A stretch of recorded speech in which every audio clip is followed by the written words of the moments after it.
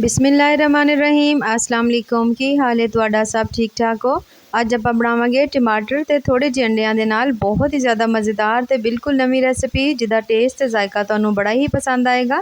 तो बिना टाइम ज़ाया कीते आप अपनी इस बदे जी रेसिपी नूं बना लैंदे आ। ते इहनूं बनाउण वास्ते सब तो पहले आप इत्थे ले लवांगे एक अदद पैन ते पैन दे विच आपां पा लवांगे थोड़ा जिहा कुकिंग ऑयल। ते जिवें ही कुकिंग ऑयल थोड़ा जिहा गरम होएगा ना ते आपां इहदे विच पा देने टमाटर। ठीक है, टमाटर जिहड़े ने उन्हां दे तुसीं दो पीसिस च उन्हां नूं तुसीं कट कर लेना। कट करन तो बाद तुसीं इवें करके सारे टमाटर जिहड़े ने ना विच रख लेने ने।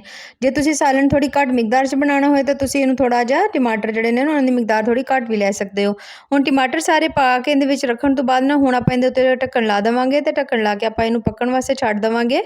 घट तो घट भी ना इन्हां नूं एक साइड नूं आपां 2 ਤੋਂ 3 मिनट लई पकावांगे ते थोड़ा जिहा मीडियम टू हाई फ्लेम ते पकावांगे ताकि जिहड़े टमाटर ने ना वैसे ही बड़े सॉफ्ट जे हुंदे ने ते थोड़ा होर जल्दी पक जाणगे।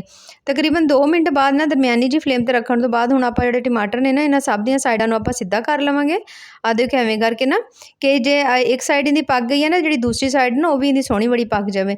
ते बस इवें करके आपां इन्हां सब दी साइडां नूं चेंज कर देवांगे। जदों तुसीं सब दी साइडां नूं चेंज कर लवो ते बस फिर इस साइड नूं भी आपां कोई 1-1.5 मिनट वास्ते ना फिर इहनूं पका लवांगे ढक्कन दे के, ताकि दूसरी साइड भी चंगी तरह नरम हो जावे ते जिहड़ा इहदे उत्ते छिलका है ना वो आसानी नाल ना उतर सके। ते हुण आपां इहदे ते ढक्कन ला दांगे।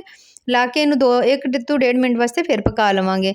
तो उन तो बाद देख सकते हो दोनों साइडां माशाअल्लाह बड़ियां सोहणियां सही हो गईयां। नीचे वाली साइड जिंदे छिलका हुंदा ना वो भी बहुत ज़्यादा नरम हो गई। ते सब साइडां नूं आपां सीधा कर लवांगे। किसी भी हुण चिमटे दे नाल तुसीं इन्हां दे उत्तों ना जिहड़े सारे ना ये छिलके वो तुसीं ला लेने ने। ਤੇ ਜਦੋਂ ਤੁਸੀਂ ਸਾਰੇ ਛਿਲਕੇ ਇਹਨਾਂ ਦੇ ਉੱਤੋਂ ਟਮਾਟਰਾਂ ਦੇ ਉੱਤੇ ਲਾ ਲਵੋ ਨਾ, ਤਾਂ ਲਾਉਣ ਤੋਂ ਬਾਅਦ ਫਿਰ ਤੁਸੀਂ ਤੇ ਫਲੇਮ ਬੰਦ ਕਰ ਦੇਣੀ ਹੈ। ਟਮਾਟਰ ਥੋੜ੍ਹੇ ਜਿਹੇ ਤੁਸੀਂ ਠੰਡੇ ਕਰ ਲਿਆ ਜੇ। ਉਸ ਤੋਂ ਬਾਅਦ ਤੁਸੀਂ ਕਿਸੇ ਵੀ ਜੂਸਰ ਵਾਲੇ ਜੱਗ ਵਿੱਚ ਪਾ ਕੇ ਨਾ ਇਹਨੂੰ ਚੰਗੀ ਤਰ੍ਹਾਂ ਤੁਸੀਂ ਇਹਨਾਂ ਨੂੰ ਗ੍ਰਾਈਂਡ ਕਰ ਲਿਆ ਜੇ। ਅਤੇ ਇਹਨਾਂ ਦਾ ਬੜਾ ਸੋਹਣਾ ਜਿਹਾ ਤੁਸੀਂ ਇਹਨਾਂ ਦਾ ਪੇਸਟ ਬਣਾ ਲਿਆ ਜੇ। ਤੇ ਉਸੇ ਪੈਨ ਦੇ ਵਿੱਚ ਹੁਣ ਆਪਾਂ ਪਾ ਲੈਣਾ ਥੋੜਾ ਜਿਹਾ ਕੁਕਿੰਗ ਆਇਲ ਤੇ ਇਹਦੇ ਵਿੱਚ ਆਪਾਂ ਪਾਣੇ ਨੇ 2 ਅਦਦ ਪਿਆਜ਼ ਅਸੀਂ ਐਵੇਂ ਕਰਕੇ ਨਾ ਬਿਲਕੁਲ ਬਰੀਕ ਜਿਹੇ ਚੌਪ ਕਰ ਲਏ ਸੀ। ਬਰੀਕ ਜਿਹੇ ਜਿਵੇਂ ਚੌਪ ਹੋ ਜਾਣ ਨਾ ਤਾਂ ਤੁਸੀਂ 2 ਅਦਦ ਪਿਆਜ਼ ਪਾ ਕੇ ਇਹਨਾਂ ਨੂੰ ਹਲਕਾ ਜਿਹਾ ਪਕਾਉਣਾ ਵੇ। ਤੇ ਹੁਣ ਇਹਨਾਂ ਨੂੰ ਤੁਸੀਂ ਇੰਨਾ ਕੁ ਪਕਾਉਣਾ ਕਿ ਜਿਹੜਾ ਪਿਆਜ਼ ਹੈ ਨਾ ਉਹ ਹਲਕਾ ਜਿਹਾ ਲਾਈਟ ਬਰਾਊਨ ਹੋ ਜਾਵੇ। ਬਹੁਤਾ ਵੀ ਰੰਗ ਨਹੀਂ ਬਦਲਾਵਾਂਗੇ। ਜਿਵੇਂ ਹੀ ਪਿਆਜ਼ ਹਲਕਾ ਜਿਹਾ ਲਾਈਟ ਬਰਾਊਨ ਹੋਏਗਾ ਨਾ ਤਾਂ ਫਿਰ ਆਪਾਂ ਇਹਦੇ ਵਿੱਚ ਪਾਵਾਂਗੇ ਥੋੜਾ ਜਿਹਾ ਅਦਰਕ ਲਸਣ ਦਾ ਪੇਸਟ। ਤੇ ਤਕਰੀਬਨ ਅੱਧਾ ਚਮਚਾ ਜਿਹੜਾ ਮੈਂ ਇਹਦੇ ਵਿੱਚ ਲਸਣ ਦਾ ਪੇਸਟ ਪਾਉਣ ਲੱਗੀ ਹਾਂ। ਇਹ ਤਕਰੀਬਨ ਇੰਨਾ ਹੀ ਆਪਾਂ ਇਹਦੇ ਵਿੱਚ ਪਾ ਦੇਵਾਂਗੇ ਅਦਰਕ ਦਾ ਪੇਸਟ। ਤੇ ਅਦਰਕ ਦਾ ਪੇਸਟ ਪਾਉਣ ਤੋਂ ਬਾਅਦ ਨਾ ਹੁਣ ਮੈਂ ਇਹਦੇ ਵਿੱਚ ਪਾਉਣ ਲੱਗੀ ਹਾਂ ਸਬਜ਼ ਮਿਰਚਾਂ ਦਾ ਪੇਸਟ। ਜੇ ਤੁਹਾਡੇ ਕੋਲ ਸਬਜ਼ ਮਿਰਚਾਂ ਦਾ ਪੇਸਟ ਨਾ ਹੋਵੇ ਤੇ ਬਰੀਕ ਬਰੀਕ ਜਿਹੀਆਂ ਸਬਜ਼ ਮਿਰਚਾਂ ਕੱਟ ਕੇ ਨਾ ਤਾਂ ਤੁਸੀਂ ਉਹ ਪਾ ਲਿਆ ਜੇ। ਠੀਕ ਹੋ ਗਿਆ। ਤੇ ਮੈਂ 2 ਚਮਚੇ ਸਬਜ਼ ਮਿਰਚਾਂ ਦਾ ਪੇਸਟ ਪਾ ਕੇ ਹੁਣ ਆਪਾਂ ਇਹਨਾਂ ਸਭ ਚੀਜ਼ਾਂ ਨੂੰ ਭੁੰਨ ਲਵਾਂਗੇ ਜਦ ਤੱਕ ਜਿਹੜਾ ਮਸਾਲਾ ਨਾ ਉਹ 'ਚ ਬੜੀ ਸੋਹਣੀ ਜਿਹੀ ਅਦਰਕ ਲਸਣ ਦੇ ਭੁੱਜੇ ਦੀ ਖੁਸ਼ਬੂ ਨਹੀਂ ਆਉਂਦੀ। ਤੇ ਜਦੋਂ ਤੁਸੀਂ ਦੇਖੋ ਤੁਸੀਂ 2 ਤੋਂ 3 ਮਿੰਟ 'ਚ ਬੜਾ ਸੋਹਣਾ ਜਿਹਾ ਸਾਰੇ ਮਸਾਲੇ ਨੂੰ ਤੁਸੀਂ ਭੁੰਨ ਲਿਆ। ਤੇ ਫਿਰ ਆਪਾਂ ਹੁਣ ਇਹਦੇ ਵਿੱਚ ਪਾਵਾਂਗੇ ਬਾਕੀ ਸਪਾਈਸਿਸ ਜਿਹੜੇ ਨੇ। ਤੇ ਇੱਥੇ ਅਸੀਂ ਮਾਸ਼ਾਅੱਲਾ ਸਾਰੀਆਂ ਚੀਜ਼ਾਂ ਨੂੰ ਬੜਾ ਸੋਹਣਾ ਭੁੰਨ ਲਿਆ। ਨਮਕ ਪਾ ਦਾਂਗੇ ਤਕਰੀਬਨ ਅੱਧਾ ਚਮਚ, ਥੋੜੀ ਜਿਹੀ ਹਲਦੀ ਪਾ ਦੇਵਾਂਗੇ, ਲਾਲ ਮਿਰਚ ਪਾ ਦੇਵਾਂਗੇ ਤਕਰੀਬਨ ਅੱਧਾ ਚਮਚ। ਜੇ ਲਾਲ ਮਿਰਚ ਤੁਹਾਨੂੰ ਖਾਣਾ ਜ਼ਿਆਦਾ ਪਸੰਦ ਹੋਏ ਤਾਂ ਤੁਸੀਂ ਥੋੜੀ ਜ਼ਿਆਦਾ ਪਾ ਲਿਆ ਜੇ। ਇਹਨਾਂ ਸਭ ਚੀਜ਼ਾਂ ਨੂੰ ਪਾਉਣ ਤੋਂ ਬਾਅਦ ਹੁਣ ਆਪਾਂ ਇਹਨਾਂ ਨੂੰ ਮਿਕਸ ਕਰਾਂਗੇ। ਮਿਕਸ ਕਰਕੇ ਆਪਾਂ ਇਹਨਾਂ ਮਸਾਲੇ ਨੂੰ ਭੁੰਨ ਲਵਾਂਗੇ। ਤੇ ਜਦੋਂ ਤੁਸੀਂ ਦੇਖੋ ਕਿ ਤੁਹਾਨੂੰ ਇਹਦੇ ਵਿੱਚ ਹਲਕਾ ਜਿਹਾ ਪਾਣੀ ਦਾ ਛਿੱਟਾ ਲਾਉਣ ਦੀ ਜ਼ਰੂਰਤ ਹੈ ਤੇ ਹਲਕਾ ਜਿਹਾ ਆਪਾਂ ਇਹਦੇ ਵਿੱਚ ਲਾਵਾਂਗੇ ਪਾਣੀ ਦਾ ਛਿੱਟਾ। ਤੇ ਚੰਗੀ ਤਰ੍ਹਾਂ ਮਸਾਲੇ ਨੂੰ ਭੁੰਨ ਲਾਂਗੇ ਤਾਂ ਕਿ ਮਿਰਚਾਂ ਦਾ ਜਿਹੜਾ ਕੱਚਾਪਨ ਹੈ ਨਾ ਉਹ ਖਤਮ ਹੋ ਜਾਏ ਤੇ ਸੋਹਣੀ ਜਿਹੀ ਸਾਡਾ ਮਸਾਲਾ ਜਿਹੜਾ ਬਣ ਕੇ ਤਿਆਰ ਹੋ ਜਾਏ।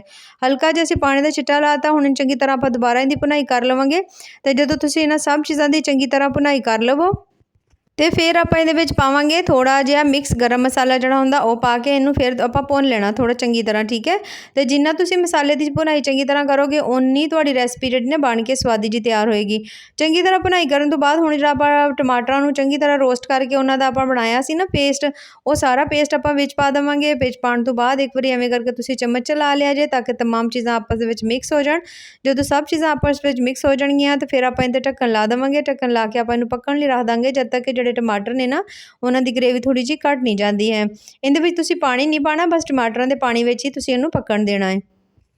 ਤੇ ਕੁਛ ਦੇਰ 'ਚ ਤੁਸੀਂ ਦੇਖੋਗੇ ਜਿਹੜਾ ਟਮਾਟਰਾਂ ਦਾ ਪਾਣੀ ਨਾ ਕਾਫੀ ਹੱਦ ਤੱਕ ਖੁਸ਼ਕ ਹੋ ਗਿਆ ਤੇ ਜਿਹੜਾ ਮਸਾਲਾ ਸਾਡਾ ਥੋੜਾ ਜਿਹਾ ਗਾੜਾ ਹੋ ਗਿਆ। ਇਹਨੂੰ ਇੱਕ ਵਾਰੀ ਆਪਾਂ ਚੰਗੀ ਤਰ੍ਹਾਂ ਇੱਕ ਦਫਾ ਮਿਕਸ ਕਰ ਲਵਾਂਗੇ। ਜਦੋਂ ਤੁਸੀਂ ਸਭ ਚੀਜ਼ਾਂ ਨੂੰ ਚੰਗੀ ਤਰ੍ਹਾਂ ਮਿਕਸ ਕਰ ਲਵੋ ਤੇ ਫਿਰ ਹੁਣ ਆਪਾਂ ਲੈ ਲੈਣੇ ਨੇ ਇੱਥੇ ਅੰਡੇ ਮੈਂ ਲਏ ਸੀਗੇ 3 ਅਦਦ ਅੰਡੇ ਲੈ ਕੇ ਉਹਨਾਂ ਨੂੰ ਆਪਾਂ ਚੰਗੀ ਤਰ੍ਹਾਂ ਕਿਸੇ ਵੀ ਤੁਸੀਂ ਡੋਂਗੇ 'ਚ ਪਾ ਕੇ ਉਹਨਾਂ ਨੂੰ ਚੰਗੀ ਤਰ੍ਹਾਂ ਬੀਟ ਕਰ ਲਿਆ ਜੀ। ਠੀਕ ਹੈ। ਆ ਦੇਖੋ ਐਵੇਂ ਕਰਕੇ ਮੈਂ ਚੰਗੀ ਤਰ੍ਹਾਂ ਬੀਟ ਕਰ ਲਏ। ਹੁਣ ਤੁਸੀਂ ਇਹਦੇ ਵਿੱਚ ਨਾ ਇਹਨਾਂ ਨੂੰ ਪਾਉਣਾ ਐਵੇਂ ਕਰਕੇ ਪਾਉਣਾ ਕਿ ਇੱਕੋ ਜਗ੍ਹਾ 'ਤੇ ਵੀ ਨਹੀਂ ਪਾ ਦੇਣਾ ਹੈ ਤੇ ਅਲੱਗ-ਅਲੱਗ ਨਹੀਂ, ਬਸ ਐਵੇਂ ਕਰਕੇ ਤੁਸੀਂ ਤਰੀਕੇ ਨਾਲ ਤਮਾਮ ਅੰਡੇ ਨੂੰ ਫੈਲਾ ਦੇਣਾ। ਫੈਲਾਉਣ ਤੋਂ ਬਾਅਦ ਤੁਸੀਂ ਹੁਣ ਇਹਨੂੰ ਹਿਲਾਉਣਾ ਨਹੀਂ, ਇਹਨੂੰ ਤੁਸੀਂ ਐਵੇਂ ਪਿਆ ਰਹਿਣ ਦੇਣਾ ਤੇ ਢੱਕਣ ਲਾ ਦੋਗੇ ਉੱਤੇ ਵਾਪਸ। ਤੇ ਤਕਰੀਬਨ 2 ਤੋਂ 3 ਮਿੰਟ ਲਈ ਦਰਮਿਆਨੀ ਜੀ ਫਲੇਮ ਦੇ ਉੱਤੇ ਰੱਖ ਦਿਆ ਜੀ। ਉਨੀ ਦੇਰ 'ਚ ਅੰਡੇ ਵੀ ਪੱਕ ਜਾਣਗੇ ਤੇ ਜਿਹੜੀ ਗ੍ਰੇਵੀ ਆ ਉਹ ਥੋੜੀ ਹੋਰ ਜ਼ਿਆਦਾ ਨਾ ਥੋੜੀ ਜਿਹੀ ਥਿਕ ਹੋ ਜਾਏਗੀ, ਮਜ਼ੇ ਦੀ ਬਣ ਜਾਏਗੀ। ਤਕਰੀਬਨ 2 ਤੋਂ 3 ਮਿੰਟ ਬਾਅਦ ਐਵੇਂ ਕਰਕੇ ਆਹਿਸਤਾ ਜੀ ਤੁਸੀਂ ਇਹਨੂੰ ਨੂੰ ਹਿਲਾਇਆ ਜੇ ਤਾਂ ਕਿ ਜਿਹੜੇ ਨੇ ਨਾ ਅੰਡੇ ਉਹ ਬਹੁਤ ਜ਼ਿਆਦਾ ਜ਼ਬਰਦਸਤ ਜਿਹੇ ਬਣੇ ਨੇ, ਜ਼ਿਆਦਾ ਟੁੱਟਣ ਨਹੀਂ, ਜ਼ਿਆਦਾ ਬਰੀਕ ਨਹੀਂ ਹੋਣ, ਜ਼ਿਆਦਾ ਮੋਟੇ ਰਹਿਣਗੇ ਨਾ ਤਾਂ ਤੁਹਾਨੂੰ ਖਾਣ ਦਾ ਬੜਾ ਸੋਹਣਾ ਮਜ਼ਾ ਆਏਗਾ। ਅਤੇ ਇੱਥੇ ਤੁਸੀਂ ਦੇਖ ਸਕਦੇ ਹੋ ਮਾਸ਼ਾਅੱਲਾ ਸਾਈਡਾਂ ਤੋਂ ਆਇਲ ਵੀ ਨਜ਼ਰ ਆਉਣਾ ਸ਼ੁਰੂ ਹੋ ਗਿਆ, ਜਿੰਦਾ ਜ਼ਬਰਦਸਤ ਜੀ ਸਾਡੀ ਰੈਸਿਪੀ ਬਣ ਕੇ ਤਿਆਰ ਹੋ ਗਈ ਹੈ। ਸਬਜ਼ ਧਨੀਆ ਪਾਵਾਂਗੇ, ਸਬਜ਼ ਧਨੀਆ ਪਾ ਕੇ ਆਪਾਂ ਇਹਨੂੰ ਕਰ ਦੇਵਾਂਗੇ ਹਲਕਾ ਜਿਹਾ ਮਿਕਸ, ਥੋੜ੍ਹੀ ਦੇਰ ਵਾਸਤੇ ਦਮ 'ਤੇ ਲਾਵਾਂਗੇ ਤਾਂ ਕਿ ਅੰਡੇ ਹੋਰ ਅੱਛੀ ਤਰ੍ਹਾਂ ਪੱਕ ਜਾਣ। ਅਤੇ ਬਸ ਮਾਸ਼ਾਅੱਲਾ 2 ਤੋਂ 3 ਮਿੰਟ ਬਾਅਦ ਦੇਖ ਸਕਦੇ ਹੋ ਸਾਡੀ ਕਿੱਡੀ ਸੋਹਣੀ ਅੰਡੇ ਅਤੇ ਟਮਾਟਰ ਦੀ ਰੈਸਿਪੀ ਬਣ ਕੇ ਤਿਆਰ ਹੋ ਗਈ, ਜਿਹੜੀ ਕਿ ਬੜੀ ਹੀ ਕਮਾਲ ਦੀ ਬਣੀ ਹੈ। ਅਤੇ ਹੁਣ ਆਪਾਂ ਇਹਨੂੰ ਕਿਸੇ ਵੀ ਪਲੇਟ ਦੇ ਵਿੱਚ ਕੱਢ ਕੇ ਤੁਹਾਨੂੰ ਵਿਖਾਉਂਦੇ ਹਾਂ। ਅਤੇ ਇੱਥੇ ਦੇਖ ਸਕਦੇ ਹੋ ਤੁਸੀਂ ਮਾਸ਼ਾਅੱਲਾ ਕਿੱਡੀ ਸੋਹਣੀ ਅਤੇ ਮਜ਼ੇਦਾਰ ਜੀ ਅੰਡੇ ਅਤੇ ਟਮਾਟਰ ਦੀ ਰੈਸਿਪੀ ਬਣ ਕੇ ਤਿਆਰ ਹੋਈ। ਤੁਸੀਂ ਯਕੀਨ ਕਰੋ ਐਡਾ ਜ਼ਿਆਦਾ ਖੱਟਾ ਅਤੇ ਮਜ਼ੇਦਾਰ ਜਿਹਾ ਸਵਾਦੀ ਸਾਲਣ ਬਣਦਾ, ਜੇ ਤੁਸੀਂ ਇੱਕ ਵਾਰੀ ਬਣਾਇਆ ਤਾਂ ਮੈਂ ਪੂਰੀ ਗਰੰਟੀ ਨਾਲ ਆਖਦਾ ਤੁਹਾਡਾ ਇਹਨੂੰ ਬਾਰ-ਬਾਰ ਬਣਾਉਣ ਨੂੰ ਦਿਲ ਕਰੇਗਾ। ਅਤੇ ਜੇ ਤੁਹਾਨੂੰ ਸਾਡੀ ਅੱਜ ਦੀ ਰੈਸਿਪੀ ਪਸੰਦ ਆਏ ਤਾਂ ਤੁਸੀਂ ਸਾਡੇ ਚੈਨਲ ਨੂੰ ਜ਼ਰੂਰ ਲਾਈਕ ਵੀ ਕਰਿਆ ਜੇ, ਸਬਸਕ੍ਰਾਈਬ ਵੀ ਕਰਿਆ ਜੇ। ਬਾਕੀ ਅੱਲਾਹ ਪਾਕ ਤੁਹਾਨੂੰ ਸਭ ਨੂੰ ਖੁਸ਼ ਰੱਖੇ, ਆਬਾਦ ਰੱਖੇ, ਦੁਆਵਾਂ ਯਾਦ ਰੱਖਿਆ ਜੇ। ਅੱਲਾਹ ਹਾਫਿਜ਼।